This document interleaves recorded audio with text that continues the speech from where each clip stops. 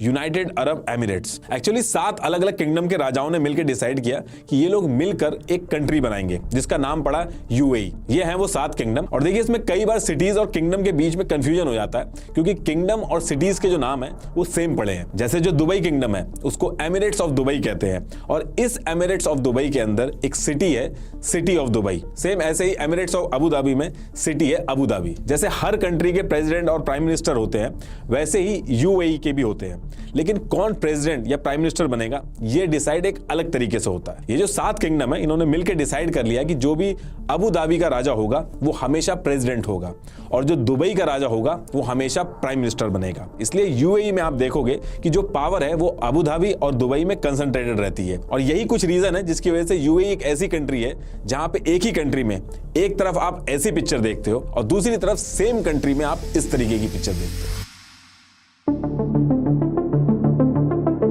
देखिए दुबई आज जो भी है उसके पीछे रीजन क्या रहे हैं उसको समझने के लिए हमें थोड़ा सा पीछे जाना पड़ेगा। ईयर 1820 की बात करें तो आज जो यूएई है उस पर्टिकुलर टाइम पे कुछ भी नहीं था इस एरिया में। अलग अलग किंग यानी कि शेख अपने अपने एरिया को रूल करते थे और इस एरिया को शेखडम कहा जाता था। आज जहां पे दुबई है वो तब मछुआरों का एक गांव कहलाता था जो अबू धाबी की सल्तनत में आता था। 1833 में शेख मखदूम बिन ने इसे अबू धाबी से अलग करके एक अलग किंगडम बनाया था और इन्हीं को दुबई का फाउंडर भी कहा जाता है। अभी भी जो दुबई के रूलर है वो इसी खानदान से है। अब इसके कुछ टाइम बाद 1853 में ब्रिटिशर्स जो पूरे वर्ल्ड पे अपना राज कर रहे थे वो लंदन से बॉम्बे जाने के लिए ये एरिया यूज करते थे, लेकिन परेशानी ये थी कि इस जगह से निकलते हुए अंग्रेजों के साथ लूट होती थी।